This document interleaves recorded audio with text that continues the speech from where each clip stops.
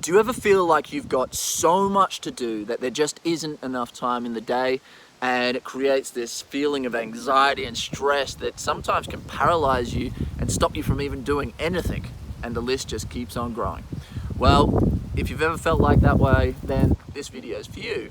Now, welcome back to another episode of Geographical Freedom, where me, Tom, will give you tips, tricks, advice and ideas around travel, but also how to run an online business that you can manage from anywhere in the world. So if that sounds like something that would interest you, then subscribe to the channel, because I'll be sharing weekly videos and tips around these topics. But for today's video, what I want to go through with you is a system that I call the 4 Ds.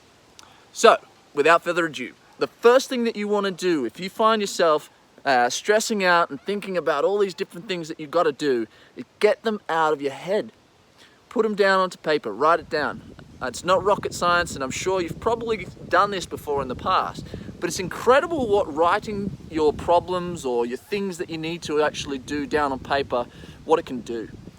Simply by putting that as a visual thing and getting it out of your head, it straight away alleviates a lot of pressure and is able to put it into perspective for you as well. So that's the first thing. Write everything down, and I mean everything. I call it clearing my mental desk. So it can be everything from really important logistical things that need to get done right through to desires. I want to learn a new song on the guitar or something along those lines. So put everything down on paper. Now comes the 4 Ds. Once you've got that list, you're going to categorize them into 4 different sections. Now the first one is disregard.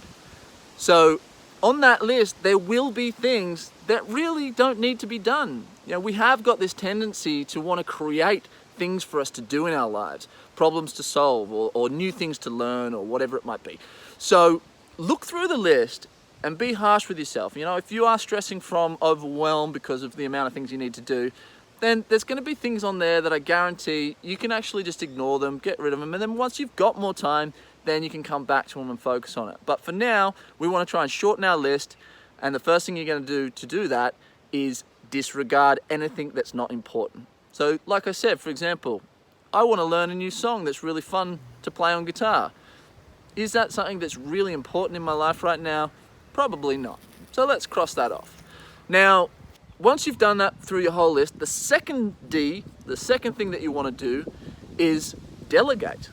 So there's going to be things on that list which you could delegate to somebody else that's on your team. And when I say team, I don't necessarily mean people that are directly working with you, but anybody that wants to see you succeed. They are a part of your team, whether it's your partner, whether it's your family, whether it's your friends. I guarantee that there's going to be some things on that list that if you ask nicely and the right way, they will be more than happy to help do that for you. Now, example of that might be, I've asked my mum various times to help me book flights. She's really good at it.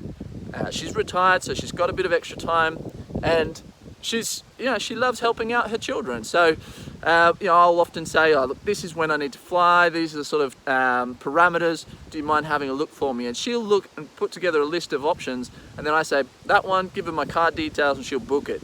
That saves me time and allows me to then focus on the other things that are on my list. Now, the third D is diarize.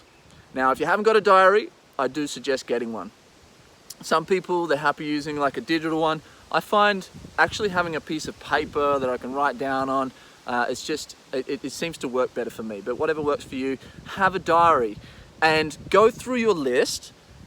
And on the left-hand side, beside the list, all of the things that they might actually have a specific date already that they can't be done until, or maybe you can't do them until you get something else done. So let's put them in a week's time from now, and let's put that other thing 2 days prior to it. Spread it all out throughout your diary on days where you don't have heaps of things that you need to get done.